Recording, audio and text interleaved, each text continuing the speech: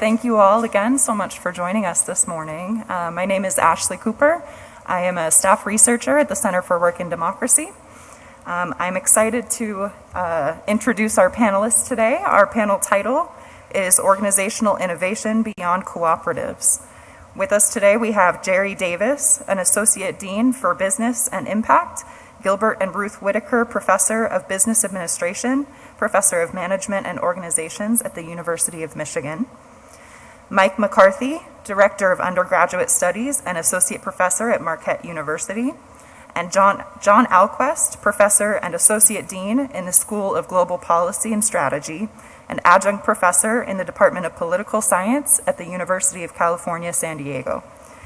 Also with us, we have Adam Greenfield, a London-based writer and urbanist, sociology PhD candidate at the London School of Economics. And our respondent with us this morning is Caroline Lee, Professor of Sociology and Anthropology and Faculty Director of the Landis Center for Community Engagement at Lafayette College. Go ahead. Whoever's ready to start.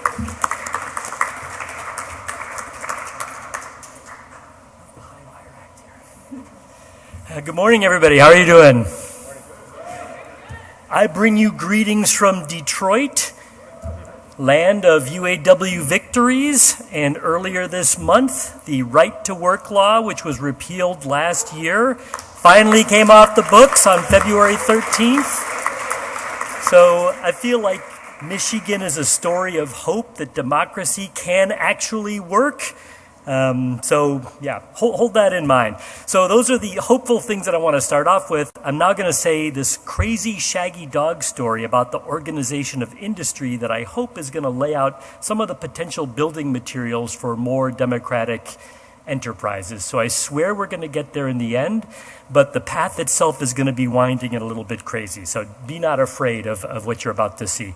So a few years ago, I published this book called The Vanishing American Corporation, which is an extremely implausible title and seems obviously wrong on the face of it. And what I was trying to get at with this book is, why are public corporations in the U.S. vanishing? Public corporations meaning they have stock traded on the stock market. And the surprising thing is that the number of listed corporations in the U.S. dropped by half after 1997, and it has not come back. There's a lot fewer listed corporations today than there were 25 years ago. And you might say that's because they're all buying each other up. That's not it. I've looked into it in great detail. It's not just that there's some centripetal force in the corporate world. It's really not that. One way to think about this is to look at what were the Dow Jones blue chips when I was in graduate school. Anyone under 50 is not going to recognize most of these names. I show these to my students and they go, Woolworth, like they make sweaters, or Westinghouse, sounds like fun. They have no idea. Bethlehem Steel, oh, sounds like Christmas. I don't know. So people, you fast forward to today, and it's kind of like going to your 30-year high school reunion and seeing what became of the football team. Like all those guys that were the ballers in high school and were really important and popular, now like a lot of them are dead, or they're living in a halfway house somewhere, or GE used to be the quarterback, but now it's kind of bald and obese and not really doing very well. So that's a weird thing. Like, big business is supposed to have won, but you look at big business from the Reagan years and they're mostly pathetic. And that seems surprising because we thought that big business had won. So I tried to dig into this to figure it out. If you're a business student, you say, hooray, creative destruction, Schumpeter, all the old guys are going away and being replaced by vibrant new businesses. But that ain't true either. If you look at the number of IPOs per year, there's a whole lot in the 1990s, but like Furby's and Clinton administrations, IPOs are a 90s fad that is not going to come back. So it's really pretty dead. If you look at what's happened to IPO companies, it's been disastrous. Those that went public in 2021, 90% of them tanked afterwards. So it feels like the stock market traded corporation is mostly doomed, and that's weird. What I want to do is pull out what is the useful insights, like why did this happen, and how might we use this as an opportunity to create different flavors of enterprise. So why this happened, what's coming next. The short version, that comes from me and that everybody in finance disagrees with is that information and communication technologies, as they've incubated in the US, mean that all of the parts to create an enterprise can now be rented.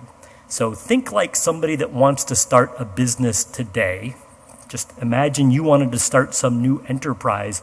You can rent capital, labor, supply, distribution, legal formats. All of these parts can be snapped together like Legos to create pop-up enterprises that don't necessarily last for very long. So, a few examples of this. Can we flip to the next slide? The clicker seems to have stopped on me.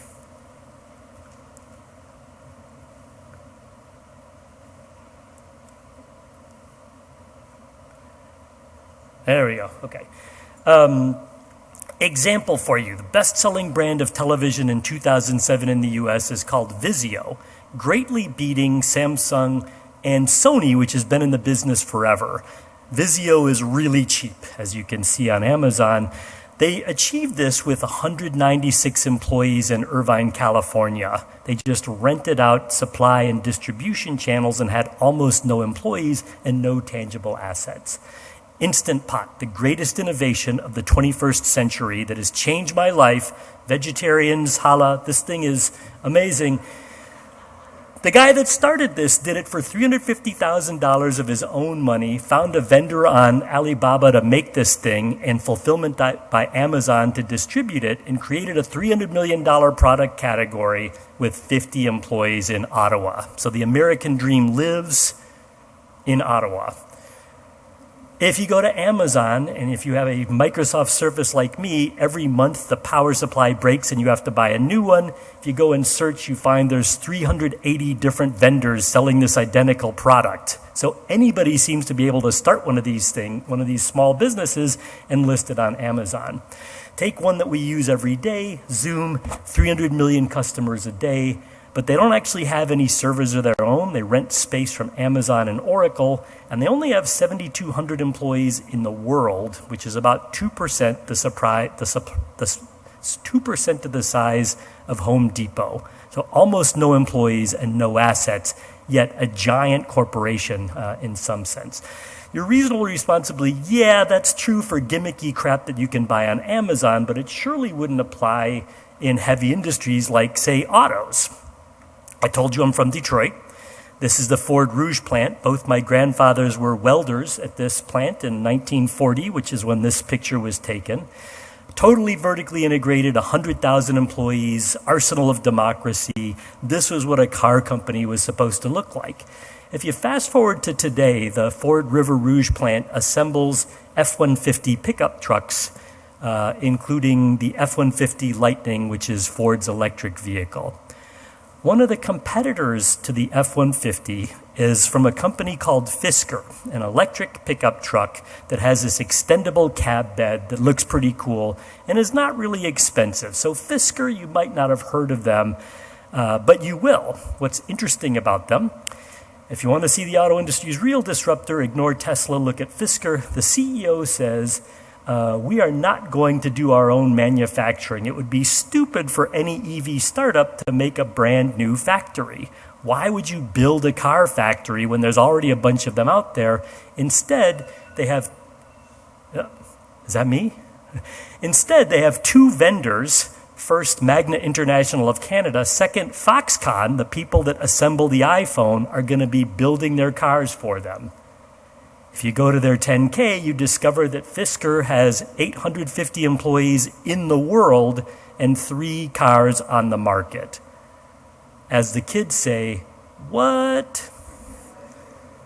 But it's not just them. If you'd asked me 20 years ago how many public corporations in the car industry are there going to be in 20 years, I would have said 1. It'll be Ford, and the rest will be gone. And I would be wrong, because all of these companies are publicly traded car companies in the United States, and in parentheses, how many people work there. Notice a trend. Nobody works at these companies, except for Tesla, weirdly enough, which has actually grown pretty big. But tiny car companies, weird. What is going on here? Back in the normal car industry, General Motors has about as many employees globally as it did in 1926. So if our model is the UAW and big companies, we're going to need to start rethinking that in light of the kind of enterprises that are now possible. Okay, so cheap tools and low transaction costs open up possibilities for more democratic forms of enterprise. I would describe what I've been saying here as either, well, basically it's a dystopian nightmare for thinking about labor organization. If companies have 800 employees and they last for 2 years, that's going to be really tricky to keep organized. The flip side of this is, though, that these tools don't have to be implemented in tiny pop-up enterprises like the ones I've described. The same tools enable more democratic forms of enterprise. So ShopBot router, $25,000, and you can make everything in the IKEA catalog, which is kind of crazy. I met my friend Pete, who's in the back somewhere. He made this sign. 3D printer enthusiast, he's also familiar with this. 3D printing enables insta-replication of physical objects in dispersed locations. You can post your designs globally, but manufacture them locally, and that opens up a more interesting possibility for forms that we haven't seen in a while. One of my favorite blogs is 100K Garages. What if every neighborhood had a local fabrication shop? $2 million, you can outfit it sort of a pretty good maker space that can make an awful lot of the things that you need in your home. How do we match that with new organizational forms? It turns out that the U.S. has a pretty long history of organizational forms that aren't corporations, and they're not all run by hippies.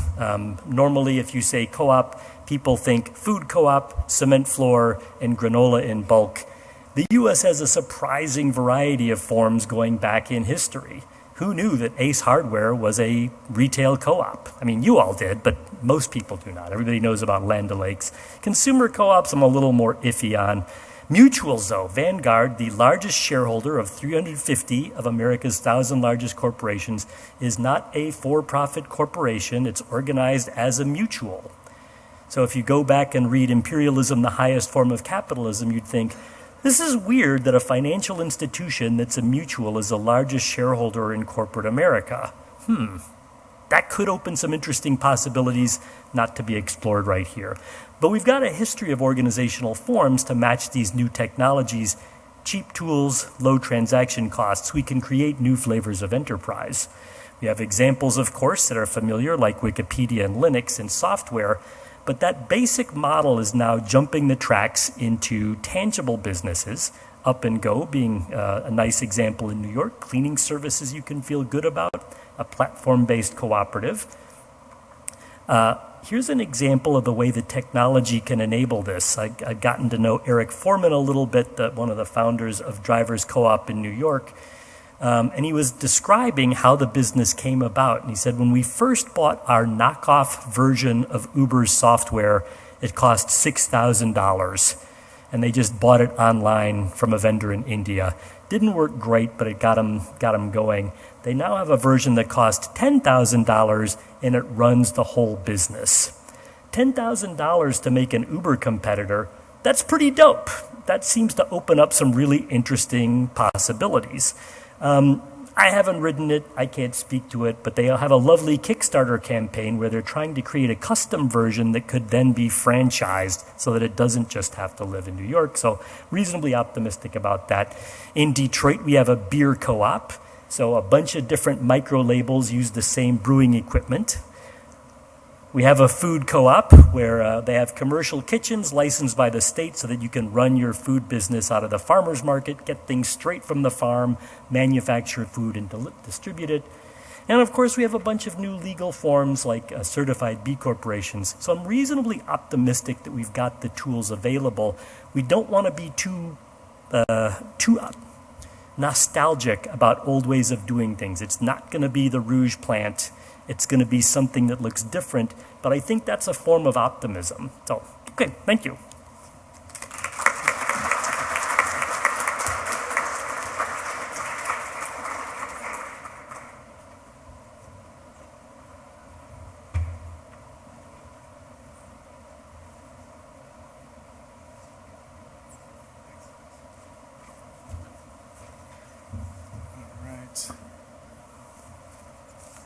Good morning, everybody.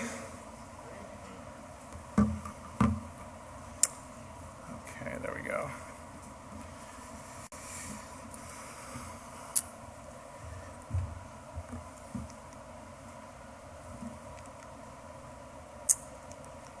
I'm having a clicking issue.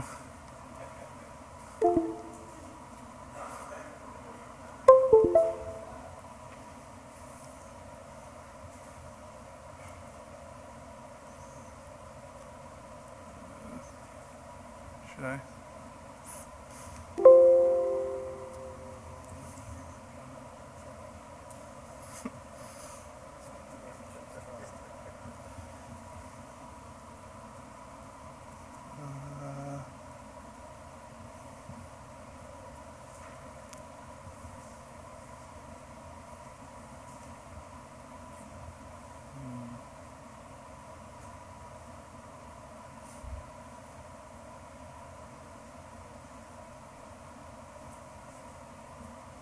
If it's easier, I could just point to switch for me. Oh, there we go. Sweet. Thank you so much. All right. Good morning again. I'm going to try to talk about something a little bit different for my presentation, and I want to start by bringing up some problems in our current system of finance capitalism. Problems with respect to gaps, things that are underinvested currently, not just in the US, but in most advanced capitalist countries. Underinvestment in community wealth, underinvestment in jobs that make work less precarious, underinvestment in inclusion of working class communities, underinvestment in affordable housing, underinvestment in the adoption of green energy, underinvestment in our physical infrastructure. And we have a problem where we have systematic shortages of investment in these very socially desirable goods. And so what I want to talk today about a little bit is how we can essentially solve this, how we can think about building entities and institutions that can address this underinvestment. I want to present 4 design principles for building democratic finance to address these problems. And I'm going to talk a little bit about how these design principles can actually address issues of worker power and labor power. So how do we actually create financial institutions that can be governed in a way that can address these areas of underinvestment? What are some principles that we can build new institutions around? The first principle I want to talk about, we can think of as autocratic deliberation. How do we draw people together into banks, into mutual funds, into different financial entities to make decisions about how those entities actually invest their funds? An idea out there is to select randomly from the population, to draw people together through a lot process, to bring them together to deliberate over things that matter in their lives about how to allocate funds. This is a really useful mechanism that's hardly used at all in the US now. And it has some really important advantages. One, democracy requires cognitive divisions of labor. We don't all know what's best for everything at any given time. We need certain people to sort of address certain issues and spend their time thinking about it. And one way to do that is to bring people together to think about specific issues that concern them. Randomly selecting folks is one way to do that. By randomly selecting people together, putting them into a deliberative context where they can discuss things, we find that through experiments, top-of-mind bias is actually reduced. So when you draw people together that have very different politics, very different political orientations, when they just have conversations with people from their community who might have different political orientations, that bias that they might go into the conversation actually gets reduced, and they come to think about things from a slightly different perspective. And this generates better political judgments by those individuals. There's also important anti-oligarchic effects. We know that our political system is basically run by people who have money. One way to get around that is by randomly selecting from a population to bring them into new financial entities so they can have a say over how they're run, to generate more democratic outputs. So this is principle one, laudocratic deliberation. So we have this idea. Let's create this financial entity that brings people together through a random selection, makes decisions about how we can invest. How do we decide who the demos is, though? Who are the people that we're actually selecting from? What's the group that we're using this process to select from? The second principle I want to talk about is the affected interest principle. The idea here is that when subjecting organizations to democratic procedures, the people with the say should be the ones that are actually most deeply and directly affected by those organizations. It's a very intuitive idea. It goes back to Justinian Code in Roman private law, the idea of what touches all must be governed by all. It's a solution to the problem of negative externalities, which are costs imposed on parties not privy to those transactions. In this picture, what I'm showing here are the smokestacks that if anybody's driven through Milwaukee would have seen. I'm from Milwaukee. The We Energy smokestacks. This is the company that basically generates all the power for Milwaukee. And up to the 2010-2015 period, these smokestacks were generating energy through coal. There was a huge fight over that. There was community organization around that. These smokestacks, by the way, are nestled in between the Latino and Black communities in Milwaukee. North of them is the historic Black neighborhoods. South is historic Latino neighborhoods. There was a community fight back against that to transition these We Energies into clean energy. After years, it was able to achieve that transition in 2015. What if We Energies, though, had been governed in a way in which its organization had representation from those communities from the outset? That had its board had actual figures on it who had a say over how it was constructed, had a say over how it invested in its own technology. That's what the principle of affected interest is getting to, right? If we're going to build organizations, unions, banks, whatever, the people that fill them, that make decisions over how they work, should be the people that are affected by them, should be the people that are actually impacted by their decisions. And this gives us a vision of democracy, I think, that is quite different than the one that we currently have. We wouldn't, if we think about extending this, really, a democratic society would be one in which it's not just the formal political institutions that are governed by democratic procedures, but all the major institutions that govern our lives. Unions, firms, banks, and so on and so forth. So that is design principle 2. The third design principle I want to talk about is subsidiarity. We have this general principle now for how we select people to participate in publicly oriented institutions, the lottery. But how should we then allocate power over those institutions? How should we then allocate financing power? Well, based on the principle of affected interest alone, it's clear that a planetary system of democratic finance must be multi-scalar. But what principle should guide its design? And that's where subsidiarity comes into it. This concept is a pretty old one. It's laid out as early as 1603 by a Calvinist jurist from Germany named Johann Althusius. And it's been applied to different modern institutions like the EU. It's also part of Catholic social teaching, which is what this image is from.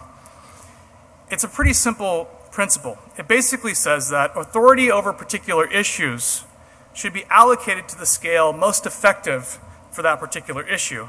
And between equals, we should always choose the smaller scale. So if we consider the affected interest principle that I talked about, this prioritizes depth of influence.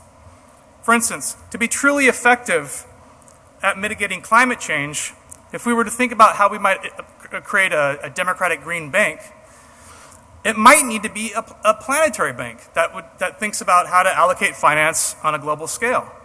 Yet if we're thinking about how to build a democratic bank that addresses underinvestment in poor areas of Milwaukee, where I'm from, it might need to be designed on a local level. So to build for financial institutions that address our problems, we really need to build them at the scale that is appropriate to those problems. All right, the final principle.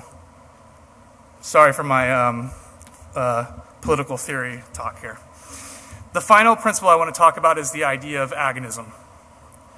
So far, I've considered only generally applicable design principles, yet we're situated in a historical context, and we want to design democratic institutions that address our current problems. And I think right now there's two fundamental unrealities to mainstream political liberalism and how people think about democracy in general. One is that if allowed to express interests openly through rational discussion and open discourse, the correct consensus view is going to somehow emerge. And the second is that ordinary people in capitalist democracies have a free and an equal chance to influence politics, and that there's actually no systemic advantage to any group. But this is complete bunk, right? Our current system of democracy is completely dominated by wealthy interest. And we need to develop alternative institutions that empower the people that are currently disempowered in those systems. We need to, and otherwise, develop alternative working class politics to the current ones that exist. And this is really where the principle of agonism comes in. It's been developed by left populist Chantal Mouffe, who's argued that we need to build democratic institutions that facilitate political conflict and draw out key underlying social cleavages into the political arena. In this view, part of the problem of capitalist democracy is that its deep class conflicts are actually hidden in liberal political discourse. Now, I want to build on this idea of agonism with insights from some new strains in political and social theory that argue for the need to create new anti-oligarchic, class-based political institutions. And key in this discussion are folks like John P. McCormick, who's written in his book Machiavellian Democracy. This is Machiavelli, by the way, pictured here. About the need, essentially, to create class-based political institutions in the U.S. The need to create political institutions that explicitly give political representation to different class groups, the working class in particular. So we have these four principles. We've got the idea of autocratic deliberation. We've got the idea of affected interest. We've got the idea of subsidiarity, and we've got the idea of an agonism. Now I want to take this kind of heady, abstract political theory stuff and think how it might work in an actual institution. There's far too much on this slide to take all in. 2 minutes? All right. And so I'll just mention a few of the things. The thing I want to point to is this is actually a bank. The thing in the red circle is essentially a traditional bank. You've got a board of governors. You've got different operational divisions. We can think about drawing from the principles that I just laid out in a way that you can democratize something like this. You could have essentially a citizens' assembly that could be brought together that could create mandates for the bank about how that bank invests. Imagine the city of Phoenix had a public bank. People are brought together. What are the areas of Phoenix that we need financing for? Let's create some mandates for this body of finance. We could have standing commissions. You might have an indigenous commission. You might have an environmental commission. You might have a labor commission, which is composed of union workers that could have veto power over those decisions. And those mandates and that process of agonism, where you're bringing out the sort of main social cleavages in Arizona could generate a public finance that's actually democratic, that's actually reflective of the will in the city. And you can think about creating these things at all sorts of different scales, not just in Arizona, but in other cities, at state levels, at national levels. The thing about this is it actually also builds workers' power. Why are workers so disempowered? The principal reason is because there's no decision-making power over investment decisions. Democratic public finance generates that decision-making power. The second reason is that it actually creates a class identity in politics itself. By thinking about actual political institutions that are class-based political institutions, such as those commissions I talked about before, we're actually generating a class politics through finance. And I'll just end here. This is, although this might seem like complete sci-fi, it's actually very real and very plausible. Not only are there groups across the U.S. in places like Los Angeles and San Francisco that are actively working to create democratic public banks and are well on their way, there's also national legislation that was submitted to Congress in December 2023 by Congresswoman Rashida Tlaib, which incorporates random selection of citizens into public banks as a way to govern them. So this is not something out of this world. This is something that can be built, that is being built, and I think should be built if we want to actually rebuild worker power in the U.S. So thank you for your time.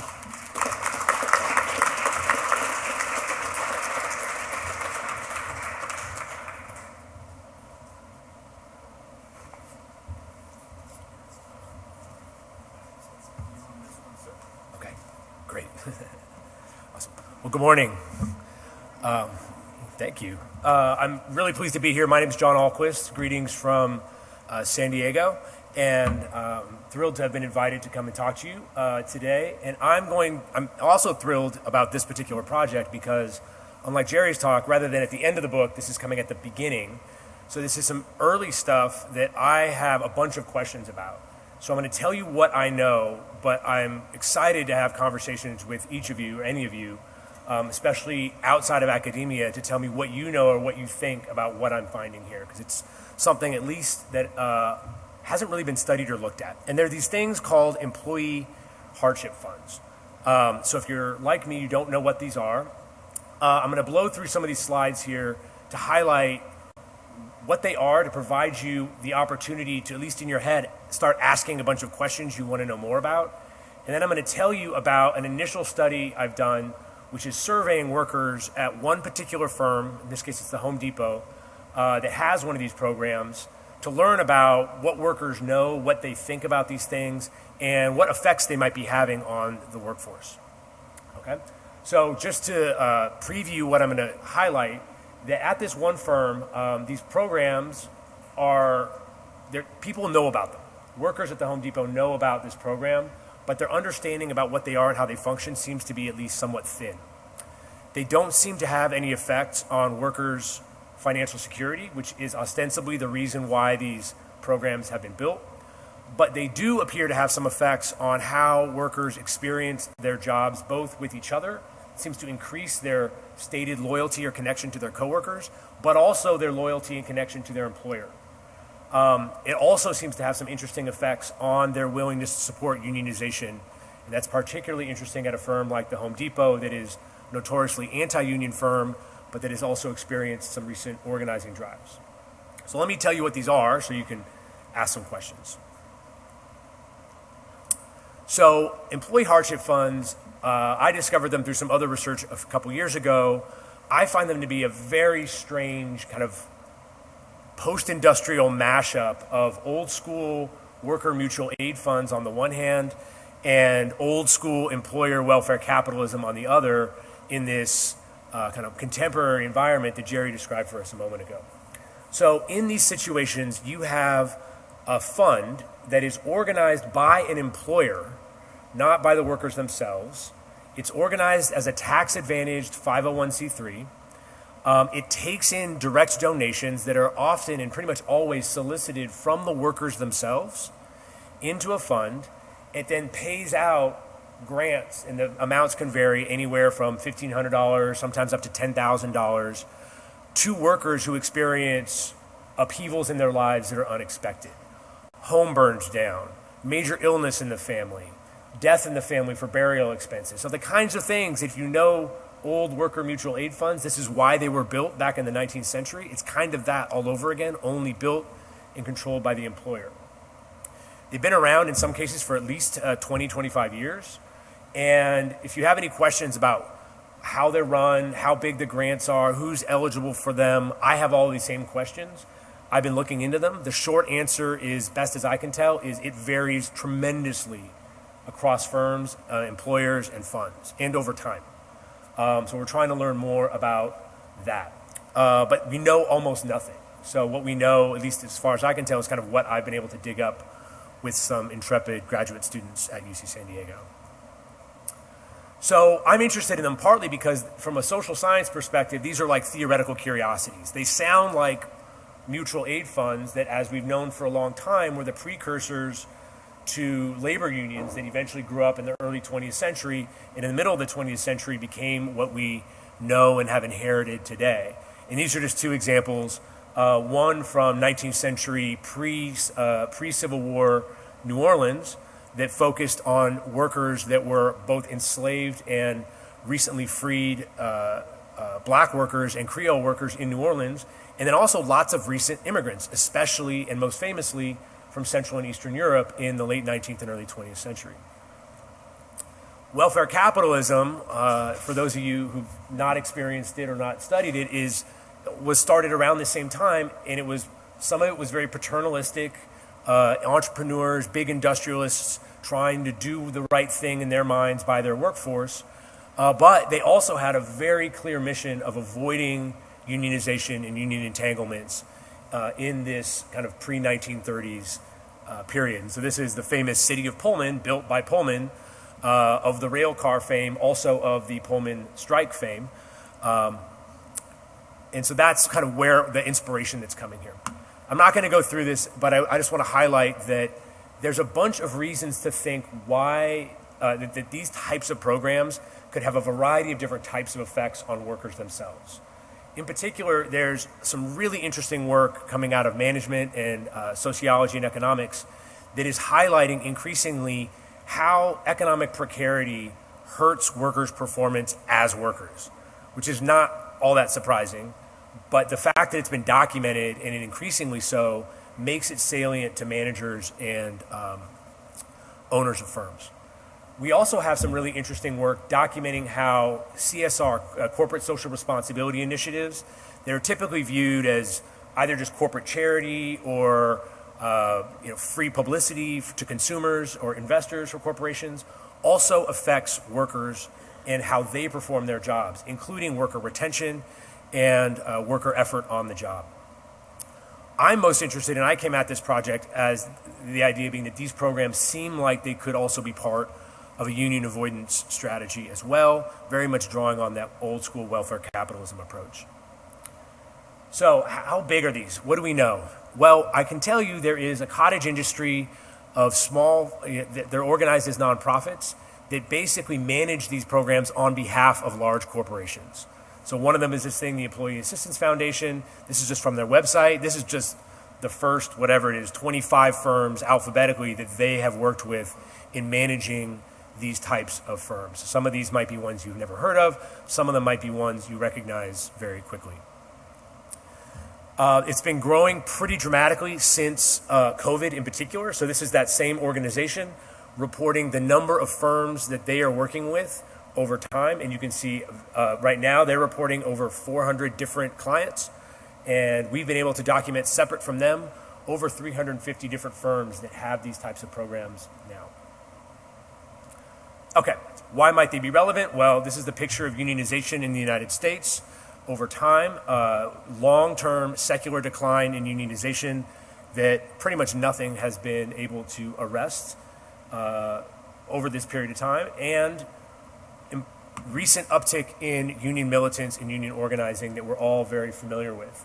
How is this relevant? Well, this is an example from the Home Depot. On the one hand, they've been able to successfully avoid unionization in the retail business. But we also see examples from the recent UAW strike victory where you're starting to see the resurgence of patterns we saw in the past, which is that non-union employers respond to union victories by increasing what they're offering to their workers to prevent unionization. Employee hardship funds seem very much in that vein.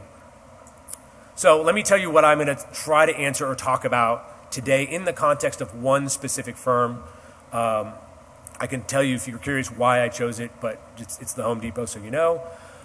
Some of them are just descriptive. No one has studied these programs. So do workers even know about these programs? Do they use them? Who donates? These types of basic descriptive facts. And then what effects do these programs have on workers? And the way I'm going to try to get at something like an effect is by having an experiment in this survey where some people in the survey see some pieces of information, others see other pieces, and we're looking at the differences between them to see if we manage to extract or manipulate any kind of difference in opinion or difference in behavior. So these are details I'm not going to bore you with.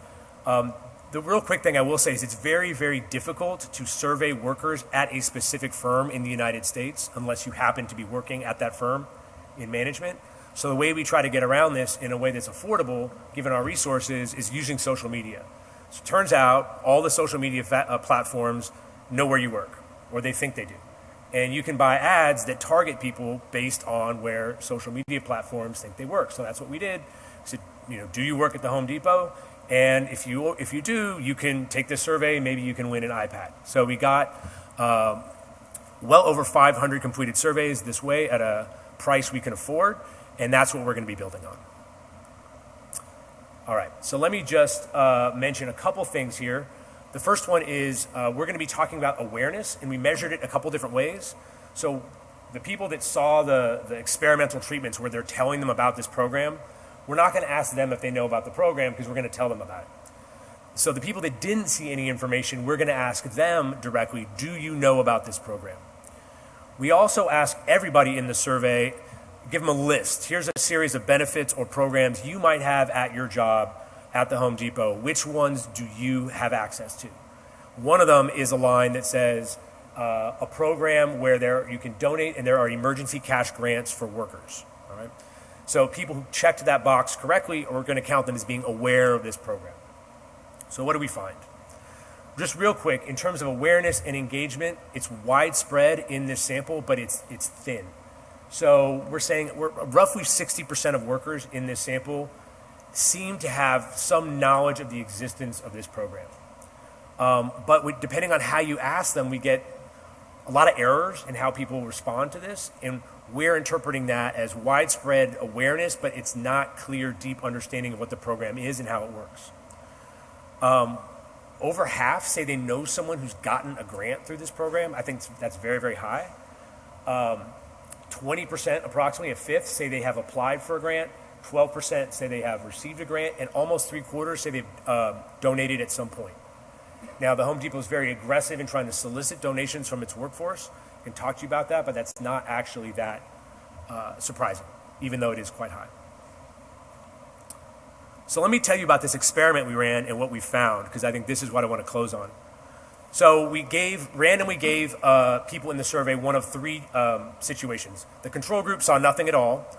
One group saw this very boring text that I'm not going to ask you to read. It basically says your employer, the Home Depot, has a program where you can give donations and get money and so forth, okay? And that was the text treatment. The third treatment took advantage of the fact that the Home Depot very aggressively markets this to their own workforce. They have a whole YouTube channel dedicated to it. They have a Twitter feed for this, and they have these very glossy, very nicely produced tearjerker videos. And so we asked a subset of people to watch one of these videos, and this is just the initial screenshot of the video that tells them about what the program is, the benefits it had for this one individual ray. So what do we find? Well, the first thing, we then ask them after they go through this video or the text or nothing, basic questions. How easy it is for you and your family to come up with $400 if you had an emergency expense. The whole point of these programs is to ideally reduce financial precarity and make people more confident in their ability to cover these expenses. We find basically nothing at all. There's really no effect of any of these treatments on people's stated ability to cover emergency expenses, even though that's what they're for. What we do find, and I'll talk you through this here in a second, you're going to want to focus on the columns in these two that say unaware. So this is asking how loyal are you to your coworkers, or how loyal do you feel towards your coworkers? How loyal do you feel towards your employer? And we're separating this out based on whether people were aware of the program before they came to our survey or not. Okay, that's what we mean by aware. And what we see is among the people who are not aware of the program before, they become more loyal to both their coworkers and to their employers, and they start to look a lot more like the people who knew about the program already. This is the one that I found really remarkable, and this is asking the standard union vote question. How willing would you be to vote for union representation at your job at the Home Depot? Again, looking at those who were unaware of the survey beforehand versus those who were aware. This is the workers at the Home Depot are not very supportive of unions. So if you look down the column under unaware, you see at the top, they could say, I'm not sure how I would vote. In the middle, they're going to vote against the union, and at the bottom, they're going to vote for the union. And as you see across these different treatments, especially people that saw the video, they become much less likely to vote for the union than those who saw nothing and even those who saw the text. But the way this operates isn't by making them more anti-union, it's by making them more unsure. They become less willing to be supportive and more uncertain about what's going on. You could think of this as they might be less likely to turn out in an NLRB election vote as well. So I'm going to skip this in the interest of time, and let me just sum up by saying, what do we find here? Well, the EHFs, these employee hardship funds, curious, strange programs that we aren't sure about, that no one's really studying, but I think have a lot of interesting attributes, both from a social science perspective and from a building worker power organizing perspective. On the one hand, they could be used as part of union avoidance, but on the other, they do seem to echo some of the things that unions have tried to do in the past. They seem like something, they could be an opportunity. Right? There's no reason why only employers should control these funds, and there's no reason why they can't be leveraged to do good things for workers. But so far, they seem to have limited understanding, limited knowledge, even at the firm where you think they would have the most impact. And they seem to have actual meaningful effects on workers' attitudes, at least when you give them the hard sell. So I'd love to hear more from each of you. I'd love to hear your questions, and let me turn it over to my next colleague.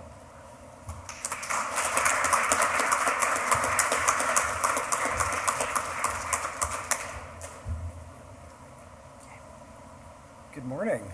How you doing? It's crazy and strange for me to be back in the States. I've been in London for quite a few years now, and let me tell you, it's a strange thing to come to a place where you see no firearms allowed in this building on buildings like this one. It's kind of mind-blowing. Today's talk is called Beyond Hope, Collective Power and Mutual Care in the Long Emergency. And the most important thing about it is that everyone in this room already knows everything I'm about to say. You sense it somewhere in your guts. You might never have consciously thought about these things before. You might not necessarily be consciously able to articulate it.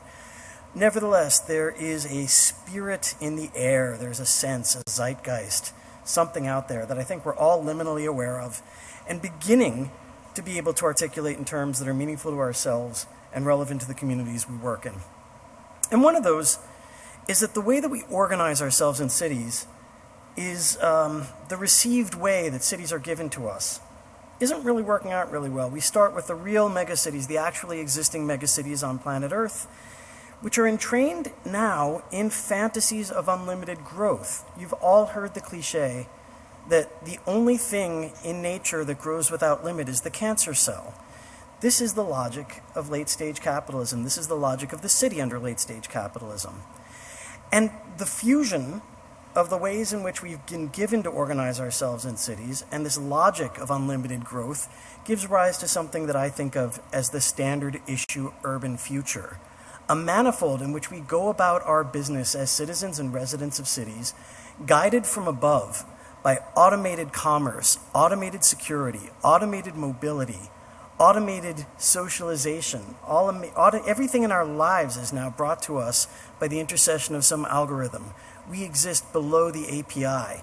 We experience life in the city only as generators of data for other people to take advantage of, for powerful corporations and powerful individuals to leverage the knowledge that's inherent in our choices. This is the future that we're told is waiting for us. But there's one salient thing about all of this, which is that none of this, not a single aspect of it, is remotely or in any way sustainable. We are now into the funnel of a process that will transform everything on Earth, including all of these visions that we're given as to how we are supposed to organize ourselves and live in cities together. All of this is in the nature of a bill that is waiting to come due.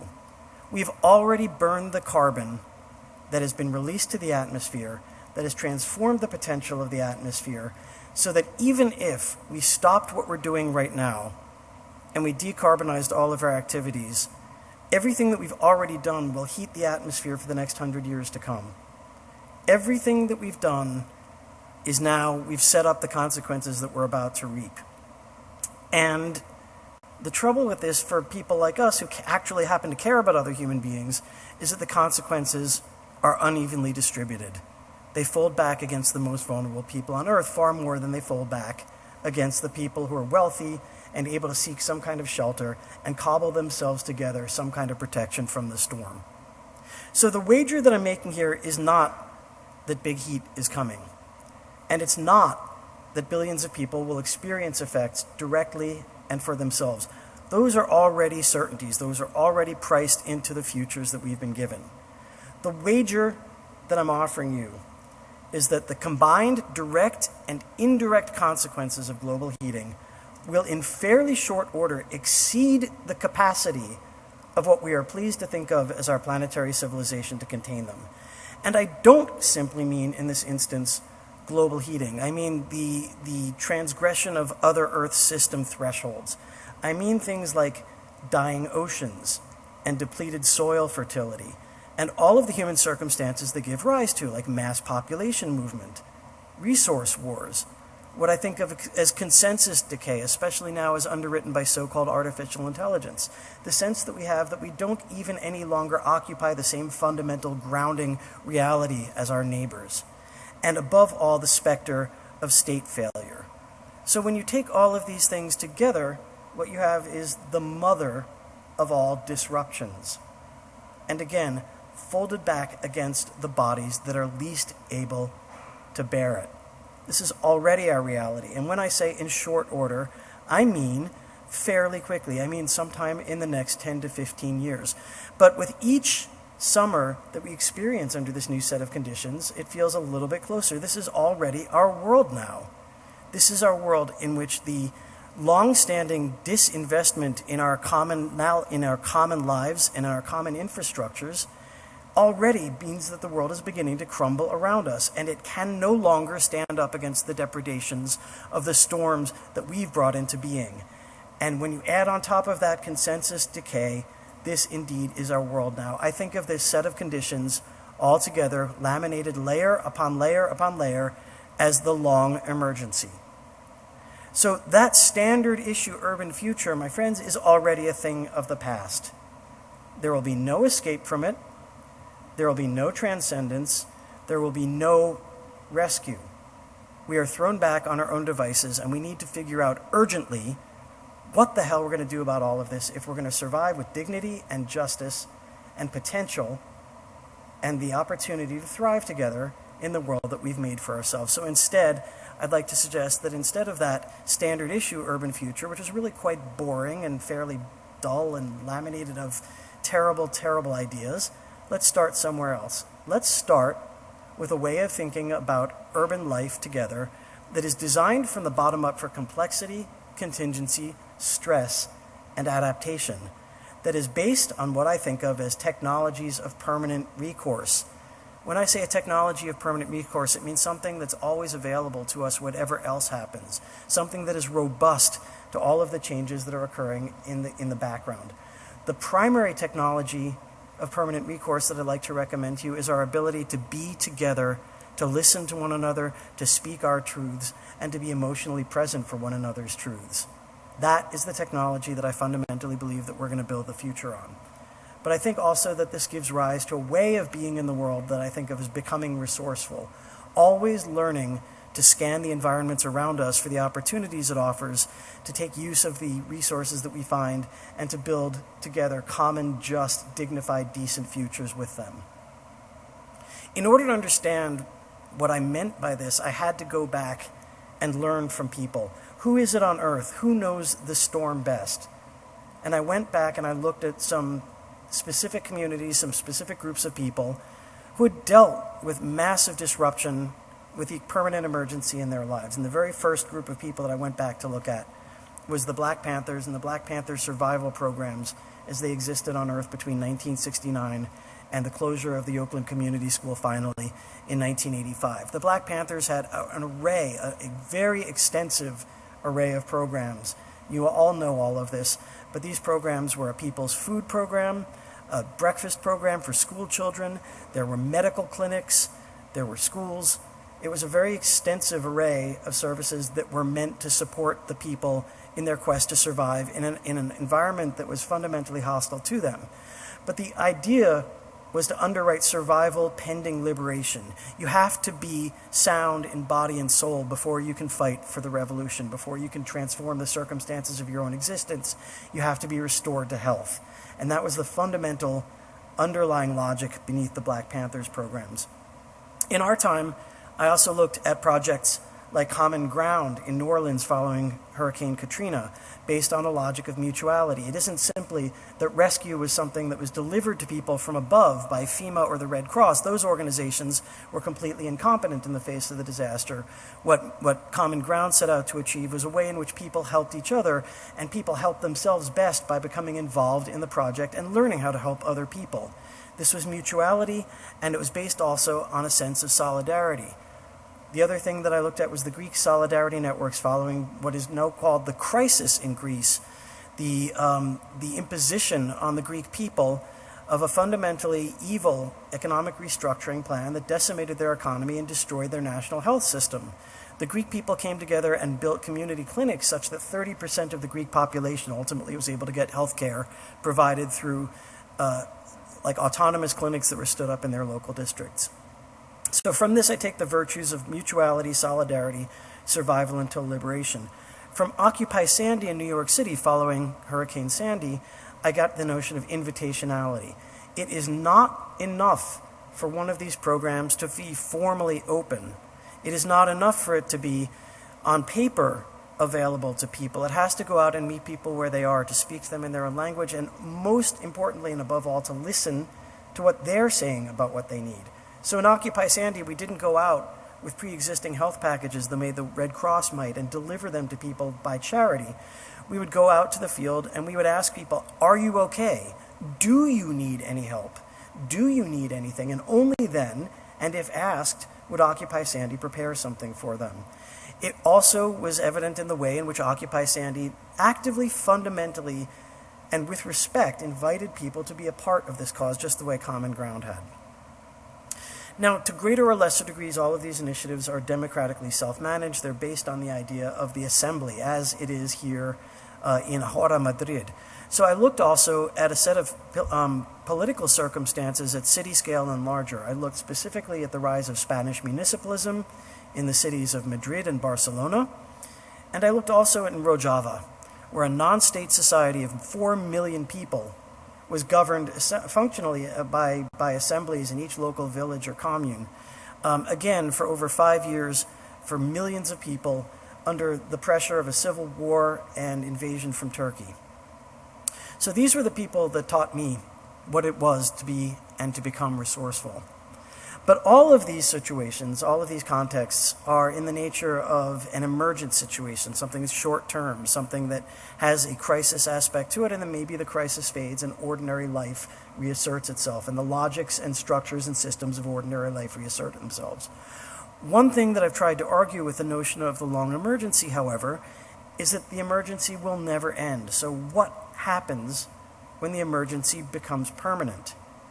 We have to learn how to transition these functions and structures and systems of mutual aid to a longer-term understanding of mutual care, as though we could take the entire panoply of programs and projects that the Black Panthers imagined and extend them to the scale of something like the Solidarity Networks of Greece or the non-state governance of Rojava, something that is designed to help us persist over the long term. Life systems in a world that's designed to produce scaled death. What is it that preserves efforts like this? You, of all people, will not be surprised. The answer happens to be collective power.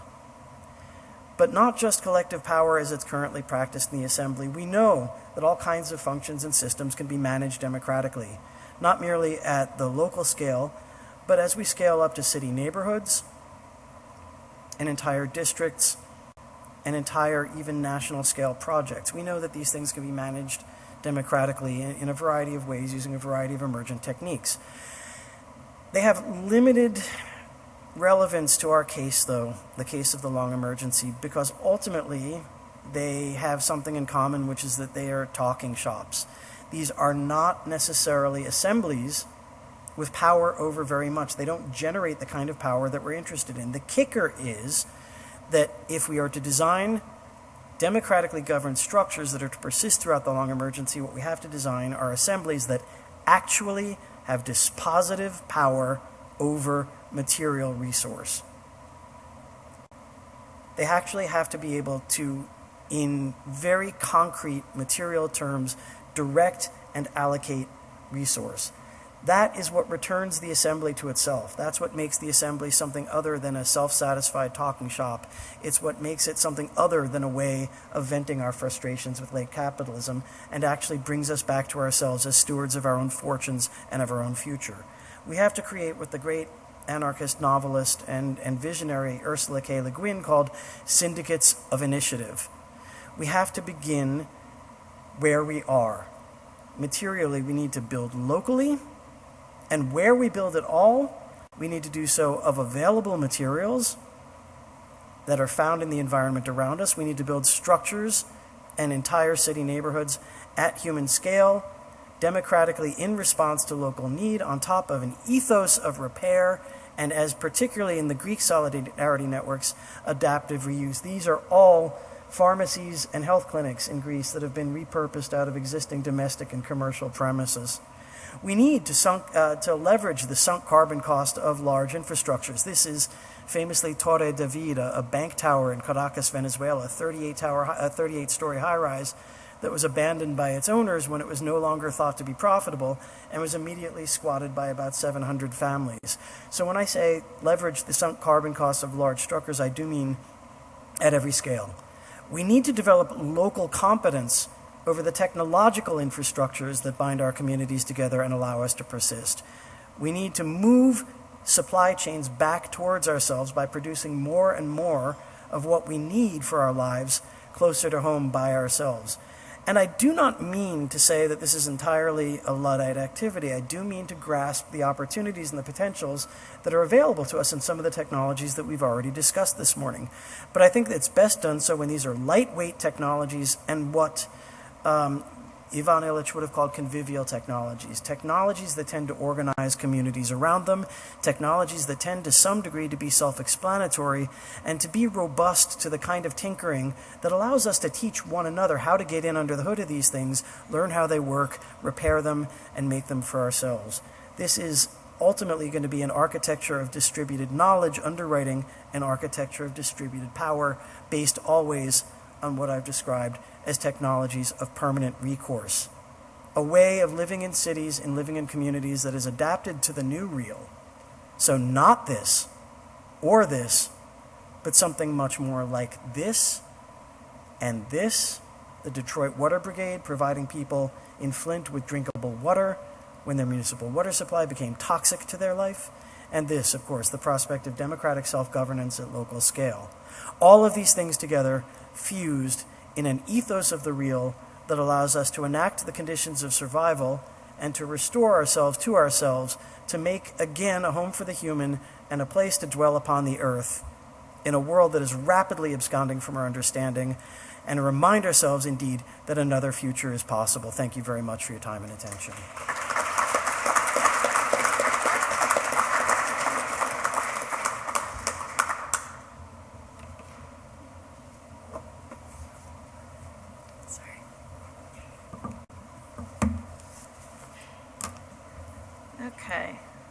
And it's 11:56, and we're ending at 12:15, correct? So we've got about 20 minutes. Okay.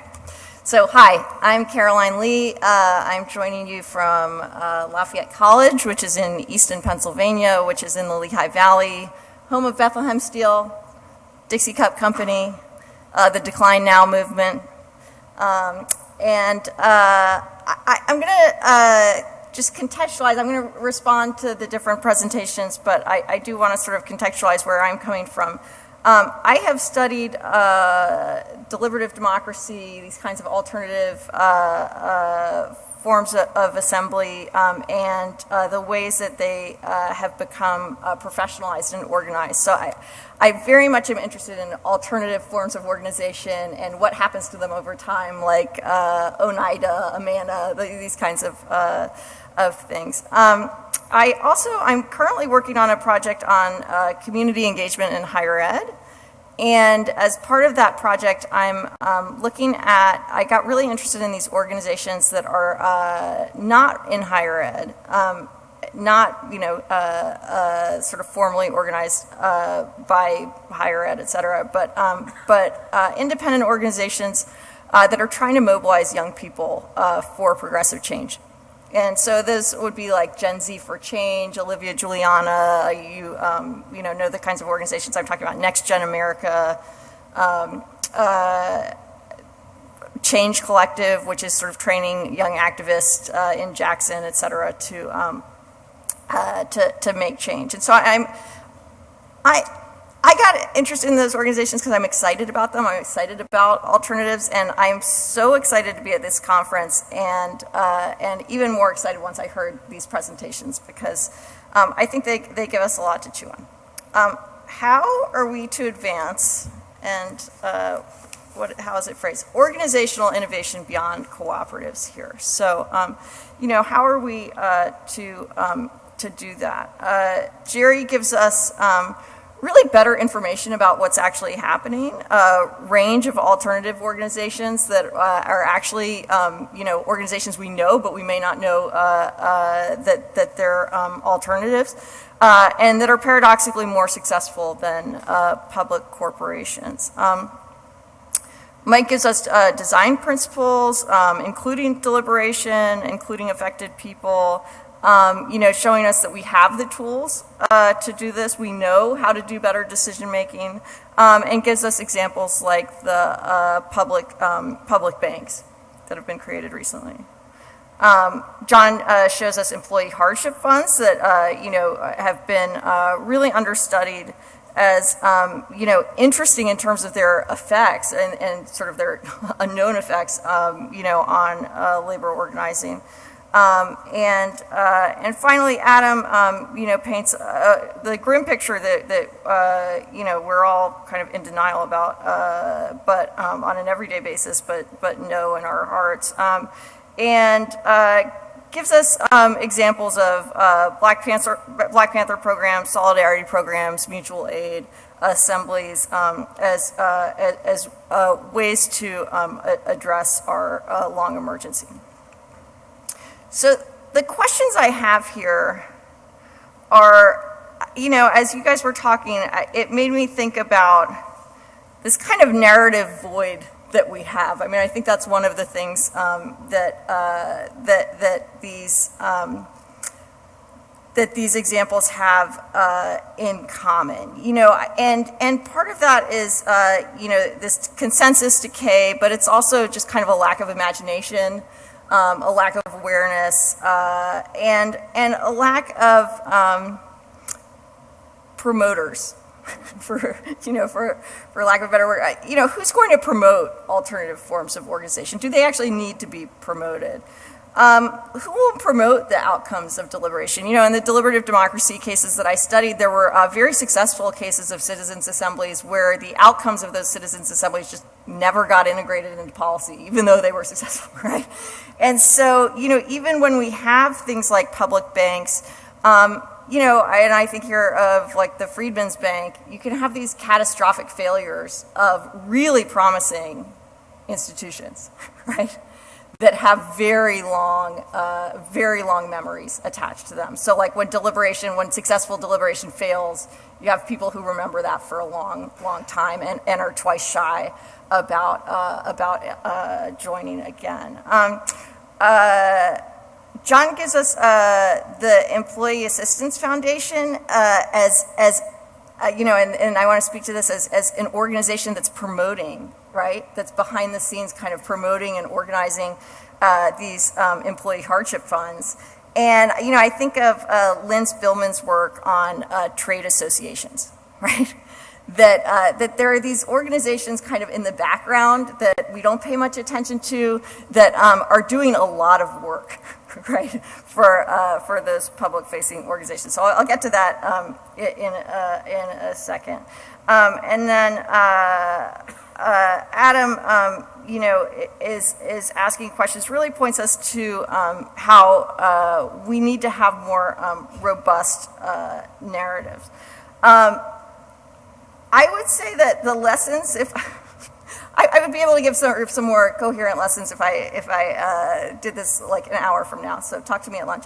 But you know, I think one important point for us as we go forward today and tomorrow is to look in the unrecognized or unusual places, those places that seem kind of boring or pedestrian, but you know that we need to pay more attention to.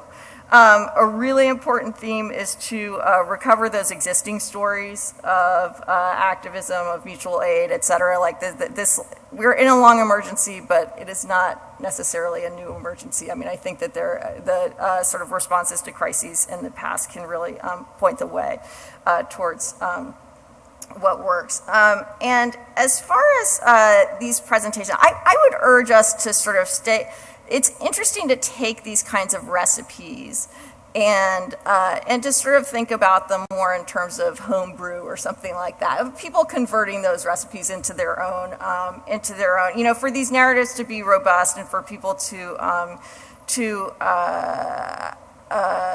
adopt them. I want to make sure that the progressive narratives themselves don't get you know, sort of crusty and old and just assumed and taken for granted.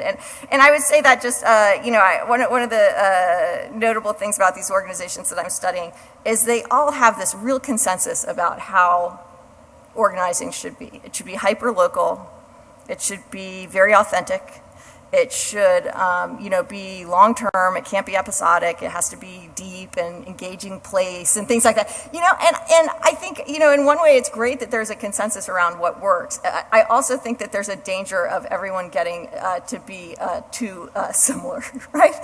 So those would be the kinds of themes that I saw emerging, or just kind of thinking about what kinds of, alongside the sorts of organizations and the sorts of institutions or the sorts of changes that we want to see, what kinds of narratives or what kinds of programs or what kinds of institutions alongside that are required to take us there.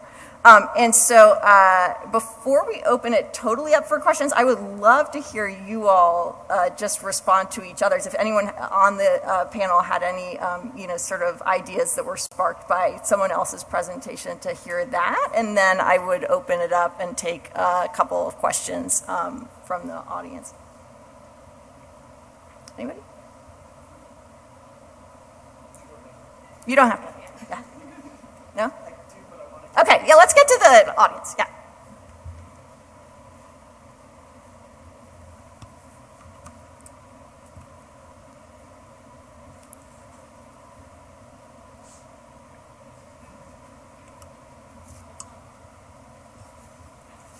Hello? Oh. I'm still forming this question, so bear with me. I wanted to roll with the syndicates of initiative point that was made, because it seems from, I mean, going from Michael's opening comments through all the presentations, I think that there's the task of like building this syndicates of initiative connection deeper. Because it seems to me that when we look at the historical examples where like popular participatory workers' democracy has actually been put into practice, the Black Panther Party was a party, and survival pending liberation, there was a vision and program of liberation, and where they were most successful, like with Chicago, with Fred Hampton, that vision was more thoroughly articulated, and there was a political instrument that was able to push that forward and to create that opening or that rift. And we could go through all of them. In Rojava, you have the Kurdistan Workers' Party, or the PYD in Kurdish Syria. That's the motor, if you will. I mean, even Cooperation Jackson, from my understanding, the New African People's Organization, Malcolm X grassroots movement, were integral to fostering that vision. And it seems that if we're talking, and we can go through Greece, anarchist collectives, Venezuela, the colectivos, we could go through all the examples that were cited. And it seems that like the task before us is still like, what is our syndicate of initiative and what is our vision of liberation? There were some parts of that vision, I think, that were elaborated in terms of these like networks of mutual aid and support and solidarity and moving towards, like a ethics and culture of solidarity and care that can weather the crisis that we're already in.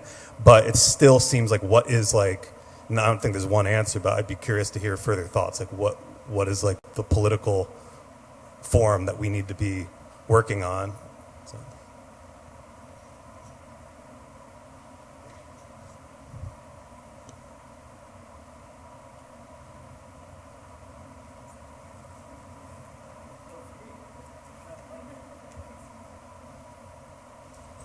Thanks. It's a great question. I don't expect my personal answer to your question to be particularly resonant here, because I have a very particular kind of politics, and I try not to inflict it on other people. But, I'm bathed in anarchism, and the concept of a standing structure or a standing party, or even the concept of leadership, is very uncomfortable to me. It makes me itch. So I'm trying to think, but I agree with you. We need ways that are semi-stable in order to function as aggregators of power. They can't just be good sentiments. And I think that the question, the reason that I've used this language of a syndicate of initiative is to do an end run around the idea of leadership or structure or hierarchy. That said, when you look at all of the end states and the outcomes of a lot of the revolutionary introjections that I've looked at, there's basically two ways in which they end. One of them, as with the Black Panthers, is through an infliction of state violence. They're simply suppressed. I mean, COINTELPRO, Fred Hampton was murdered in his bed, right? So there's not a lot that structure can do about a state that's determined to suppress you. The other outcome is simply that energy fritters away, it dissipates. The charismatic individuals that are the kind of granulating nucleus of these initiatives, they burn out, they get tired, they age out, they retire. And whatever entity has come into being around them is no longer able to sustain itself without some kind of exoskeleton. So I think it's an open and a standing question as to how we can create these enduring structures that don't partake fully of the party form. In Spanish municipalism, you have a really interesting idea which is called the confluence. And confluence is kind of hard to translate, but it's precisely not a party. Any individual is allowed to join the confluence as an individual, and so it functions as an aggregator of their energies, but you're not allowed to stand for any particular party or tendency or faction or fraction within it. It represents the aggregate desire of the people who want change. It's a little bit diffuse.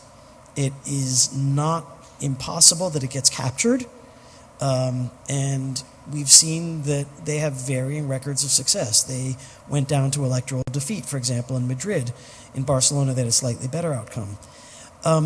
I think in Rojava, the real genius there is a nested cellular structure that doesn't partake of the party system, that is not merely from multiple political tendencies, but also is invitational with regard to ethnicity and language, and has really mobilized people across some of the biggest gulfs that ever divide us. So I think that there's a lot to look to there. Again, what sort of truncated the Rojava experiment prematurely was state violence. So I think that me personally, I look to that for examples of what I mean by syndicates of initiative, and I hope that answers your question. I'm aware it's not a very satisfactory answer, but I think the world has yet to produce examples that we can truly hold up with any confidence and hold out to people. I think we still need to discover a lot of this for ourselves. Real quick, we are running a little late on time. I think we can take one more question. If you don't get a chance to ask a question now, please engage with our panelists during lunch and the rest of the afternoon. Yeah, hi, Barry Eidlin from McGill University. I have two questions that should be fairly brief, one for Jerry, one for John. John, you probably don't know the answer to this, but I'll just ask it. It does seem like the story you're telling corresponds a lot with the welfare capitalism story of the 1920s, and I'm just wondering if you have any thoughts about what is pushing corporations to adopt these things, especially because there's very little threat of unionization in this time period, right? So if we're sort of thinking about sort of welfare capitalism as this way of staving off unionism, why, where there's such a little threat of unionization, why would these companies be doing that? And then for Jerry, maybe I need to read your book, but you're talking about this decline in publicly held firms and sort of how this is sort of creating this opportunity for like democratic organization through sort of piecing together the portions of a firm. I'm just wondering where the sort of privatization of firms falls in, right? Like how much of this is a result of firms just being taken private, and the degree to which, even the sort of like very technical, hypothetical idea of like shareholder democracy that is embodied in a publicly held firm, even that is sort of taken off the table by private equity and other bodies just taking these firms entirely private and just completely out of the public realm. Great, yeah, thanks. I'll just be really brief with the response. I guess to anticipate the answer, we don't know, and it varies in terms of why firms have built and maintained these hardship funds. The other thing I'll say is that there is a distinction between why a fund may have emerged at some firm at some point in time and the effects that it might subsequently have or be put to use to achieve. So they're both interesting questions, but I think they are in some sense separable. But yeah, we're looking for more information. I think the last part of this was the title of the slide or the talk, which was that they're really cheap. Like it doesn't take, if you look at what the old school welfare capitalism was doing, there was a lot of investment, a lot of money. We're building cities, houses, schools, clinics, ballrooms, whatever. This is like, for the perspective of Walmart, this is no money at all. And then it's trying to get the money out of their own workforce on top of all of that. So it's not a huge risk for them. Yeah, and definitely private equity is a big part of the shift in the American markets. Right now, assets under management in private equity is about a quarter of the size of the stock market. So it's big. It's not a full explanation, but you do see like Albertsons go private, terrible things happen, they go public again, and then a merger is proposed. So going private is kind of a big deal, but I would not say that it explains half of corporations disappearing. My broader sense is it's really cheap to snap together the parts of a business. And if you don't have to go public, if you don't need a lot of capital to start an enterprise, why would you ever go public? We're now at a point where most of the companies going public are software and biotech. More than a third are biotech. And they have maybe 30 or 40 employees somewhere in South San Francisco. And it'll be 10 years before they ever have any kind of a product. So the public markets are this weird, they're kind of like the oceans where all of this stuff flows off the land like PFAS and ends up in the public markets, and that's kind of where we're at today. But the public markets look really, really different than they did 50 years ago. There's 8 or so big tech firms, and then the rest of the S&P 500, and then a bunch of dreck. And we haven't really lived in that world before.